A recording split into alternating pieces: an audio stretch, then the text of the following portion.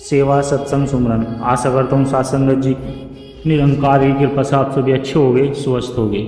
साथ संगत जी, आप जी के चरणों में बहुत ही सुंदर प्रेरणादायक कहानी विचार, जिसका विषय है सत्संग, सेवा और सुमरन। आइए साथ संगत जी जानते हैं इस प्रेरणादायक कहानी के माध्यम से।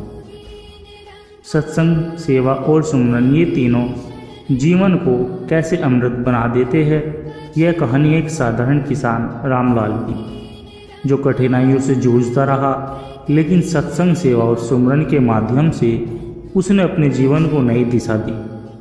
कहानी आपको न केवल मनोरंजन देगी साथ संगत जी, बल्कि जीवन के गहरे रहस्यों को समझाने में भी सहायक होगी। तो आइए साथ संगत जी, बिना देर किए इस प्रेरक यात्रा पर निकलते हैं।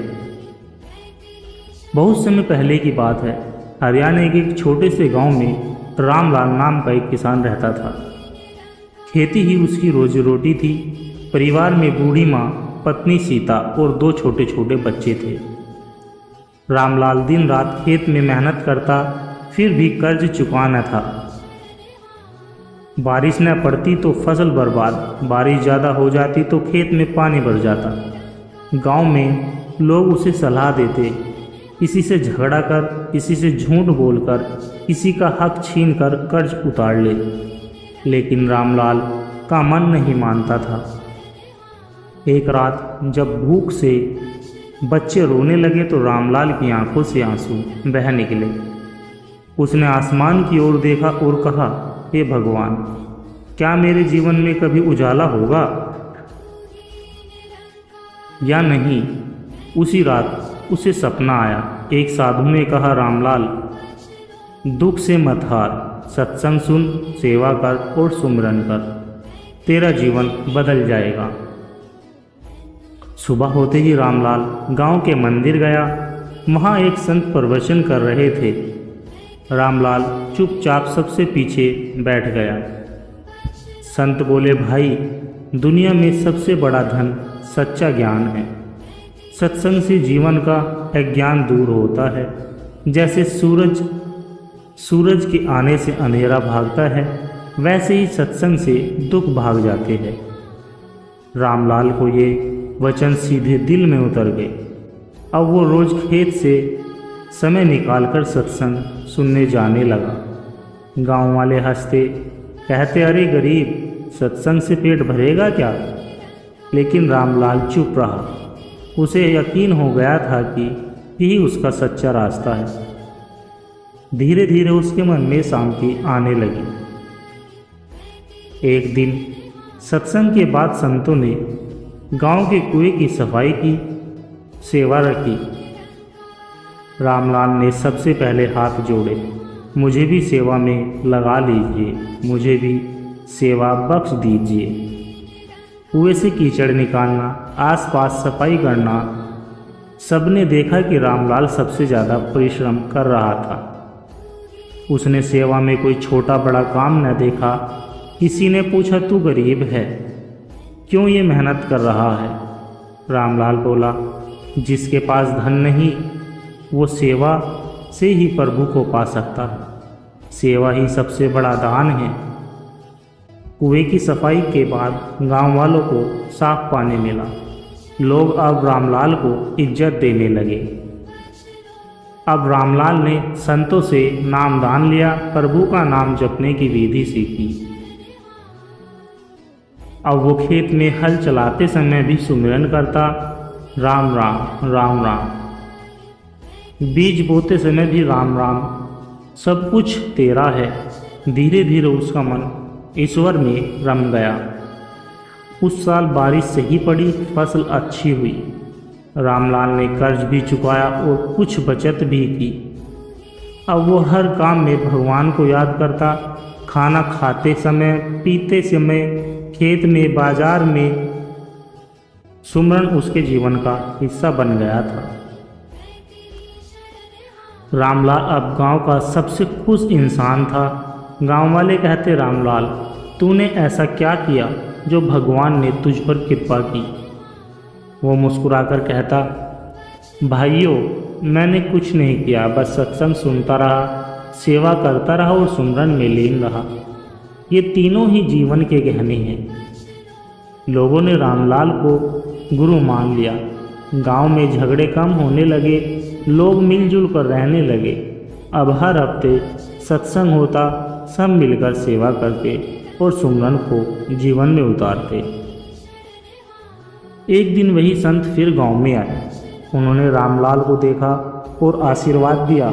रामलाल, तूने दुनिया को दिखा दिया कि सत्संग, सेवा और सुमरन से पत्थर दिल पे मोम बन सकता है। गांव में खुशहाली छा गई। लोग एक दूसरे की मदद करने लगे। किसी के घर दुख होता तो पूरा गांव खड़ा हो जाता। गांव अब एक परिवार जैसा बन गया था। रामलाल अब बूढ़ा हो चुका था। उसने बच्चे को एक ही बात सिखाई कि बेटा, धन आएगा जाएगा, शरीर भी बूढ़ा होगा, लेकिन सत्संग, सेवा और सुमिरन, ये तीन चीज़ें कभी साथ नहीं छोड़ेगी। यही तुम्हारा असली धन है। रामलाल ने प्रभु का नाम लेते हुए ही अपने प्राण त्यागे। गांव के लोग आज भी उन्हें याद करते हैं। सत्संगत जी, सत्संग ज्ञान देता है, सेवा हृदय को निर्मल बनाती है, सुमरन ईश्वर से जोड़ता है। जिसने ये तीनों अपनाए, समझो उसने जीवन का सार समझ लिया। तो सत्संगत जी, आज से यह कहानी आपके दिल को छू गई होगी और जीवन में आपको भी सत्संग, सेवा और सुमरन के मार्ग पर चलने की प्रेरणा देगी। यदि आपको यह कहानी अच्छी लगी हो तो अवश्य दूसरों तक पहुंचाए। ईश्वर आप सब पर अपनी कृपा बनाए रखे। सत्संगत जी, उत्तर भारत के एक गांव में एक वृद्ध महात्मा रहते थे। उनका नाम दयानंद बाबा था। गांव में गरीबी, अशिक्षा और आपसी लड़ाई झगड़े ने सबका जीना मुश्किल कर दिया था। लोग मंदिर में जाते जरूर थे, पर मन में कटुता भरी थी। कोई किसी की मदद नहीं करता। गांव की हालत बद से बदतर होती जा रही थी। बाबा दयानंद हर रोज गांव के चौपाल में बैठकर सत्संग करते, पर कोई ध्यान नहीं देता। गांव के लोग कहते, बाबा, उपदेश से पेट नहीं भरता। एक दिन 3 नौजवान, जिनका नाम मोहन, लक्ष्मण और किशन, बाबा के पास आए। तीनों दोस्त थे और गांव में सबसे ज़्यादा शरारती माने जाते थे। मोहन ने कहा, बाबा, अगर सच में आपके सत्संग में कुछ ताकत है तो हमें बदल कर दिखाइए। हम अपनी ज़िंदगी आपके हवाले करते हैं। बाबा ने मुस्कुराकर कहा, तुम्हें बस 3 दीपक जलाने होंगे, सत्संग, सेवा और सुमरन के। तीनों ने सिर झुका दिया। बाबा ने आशीर्वाद दिया, बस नियम एक है, पहले खुद को बदलो, फिर गांव को बदलना। अगले दिन से मोहन ने गांव के बच्चों को अपने घर के आंगन में बुलाना शुरू किया। वहां बाबा के सत्संग में सुनी बातें सरल शब्दों में बच्चों को सुनाता। धीरे धीरे गांव के बड़े बूढ़े भी आने लगे। सत्संग में रामायण, गीता, गुरुवाणी से उदाहरण दिए जाते थे। जहां पहले गांव के लोग लड़ाई झगड़े करते थे, अब हर हफ्ते सत्संग में एकजुट होने लगे। आपसी प्यार कम हुआ, मन में श्रद्धा बढ़ी। लक्ष्मण ने बाबा से पूछा, बाबा, आप सेवा कैसे करें? अब सेवा कैसे करें? बाबा बोले, जहाँ किसी को दुखी देखो वहाँ अपनी क्षमता के अनुसार मदद करो, बिना दिखावे के। लक्ष्मण ने गांव के कच्चे रास्ते ठीक करवाने का काम शुरू किया। तालाब की सफाई की योजना बनाई। शुरू में गांव वालों ने मजाक उड़ाया, लेकिन लक्ष्मण ने हार नहीं मानी। धीरे धीरे गांव के नौजवान भी उसके साथ जुड़ गए। गांव में स्वच्छता फैलने लगी, बीमारियां कम होने लगी। बुजुर्गों ने दुआएं देना शुरू कर दिया। तीसरे दीपक की जिम्मेदारी किशन ने संभाली। वह बाबा से रोज नाम सुमरन की विधि सीखता। किशन खेत में हल चलाते, जानवर चराते, हर काम में मन ही मन प्रभु का नाम लेता। उसने अपने दोस्तों को भी यह तरीका सिखाया, काम करते हुए सुमरन कैसे किया जाए। धीरे धीरे गांव के लोग भी सुमरन की आदत डालने लगे।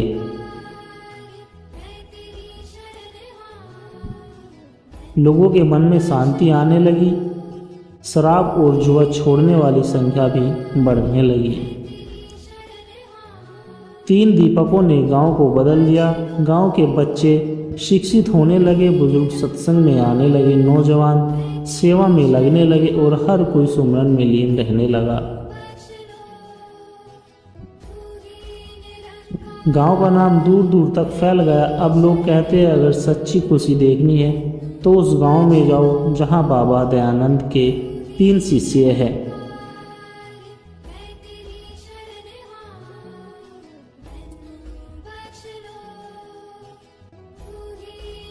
सत्संग जी,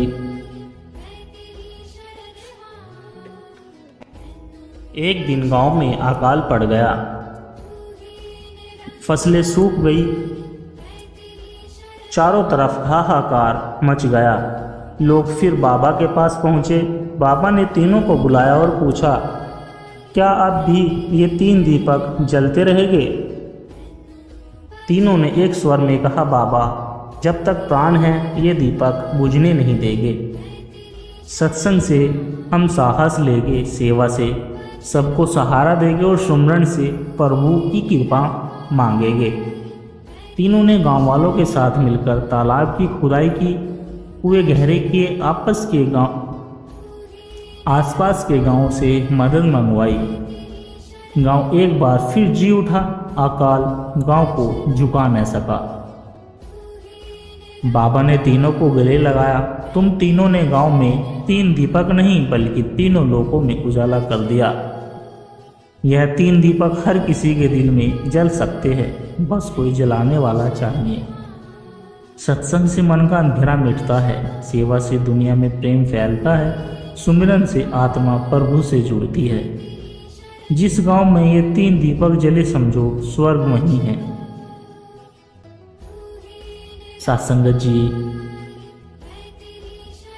बहुत पुरानी बात है। हिमालय की तलहटी में एक गांव जिसका नाम अनुग्रहपुर था। वहाँ एक युवक रहता था। युवक का नाम अर्जुन था। अर्जुन में ज्ञान की भूख बचपन से ही थी। बचपन में जब बाकी बच्चे खेलते, अर्जुन आसमान में चांद सितारे देखकर सीखता कि मैं कौन हूँ, कहाँ से आया हूँ, मरने के बाद क्या होगा। गांव वाले उसे पागल समझते। माँ कहती, बेटा इतना न सोच, भगवान का नाम ले, खेती कर, घर संभाल। पर अर्जुन की तृष्णा शांत न हुई। अर्जुन को खबर मिली कि पास के जंगल में ऋषि शंखधर रहते हैं, जिनके एक शब्द से भी जड़ व्यक्ति चेतन बन जाता है। अर्जुन जंगल की ओर निकल पड़ा। 2 दिन तक भूखा प्यासा भटकता रहा। तीसरे दिन ऋषि मिले। शांत कोमल दृष्टि, मुख से हर शब्द में अमृत छलकता।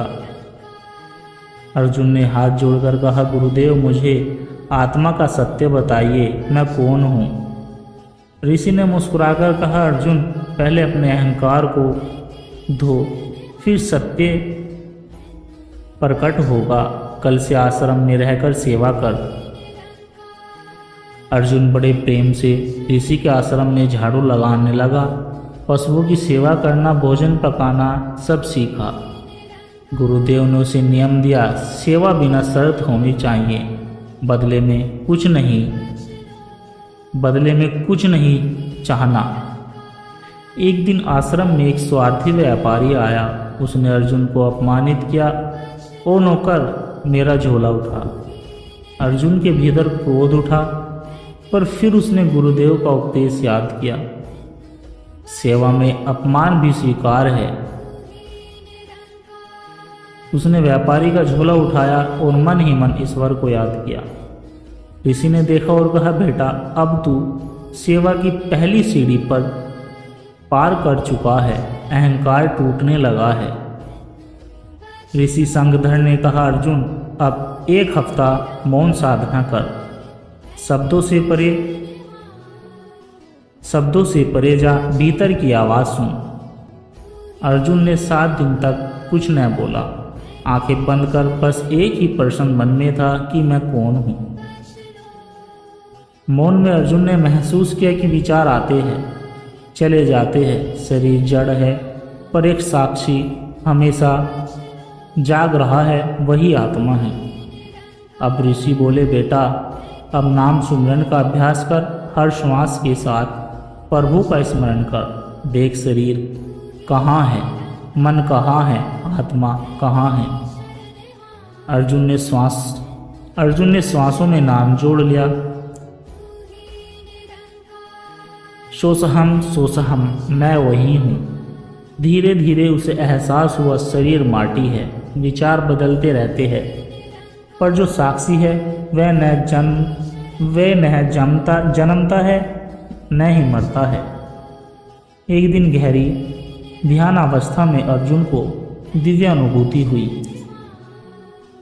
शरीर गायब, मन शांत, बस साक्षी बचा।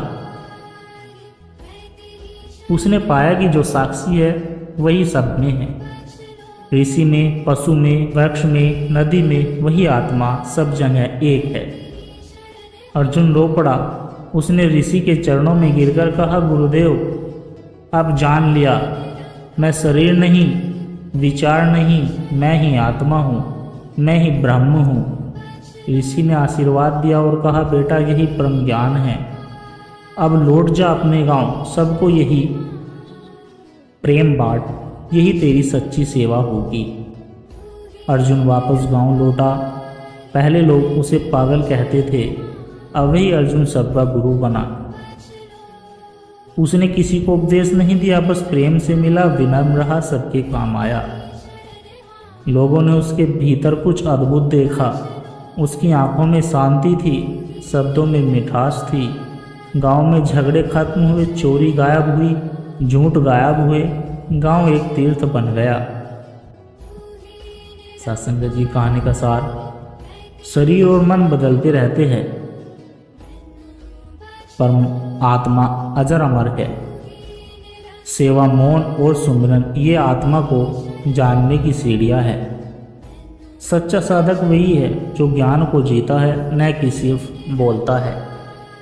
सत्संगत जी दास के द्वारा कहे गए प्रेरणादायक कहानी विचार यदि आप जी को अच्छे लगे हो तो वीडियो को लाइक करें, शेयर करें और कमेंट बॉक्स में धन निरंकार जी जरूर लिख दे।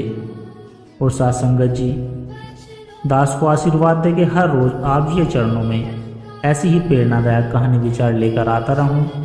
सत्संगत जी दास के आप जी के चरणों में प्यार भरी विनती है कि दास के चैनल सोना इंस्पायर विचार को सब्सक्राइब जरूर कर ले। सत्संगत जी प्यार से कहना, धन निरंकार जी।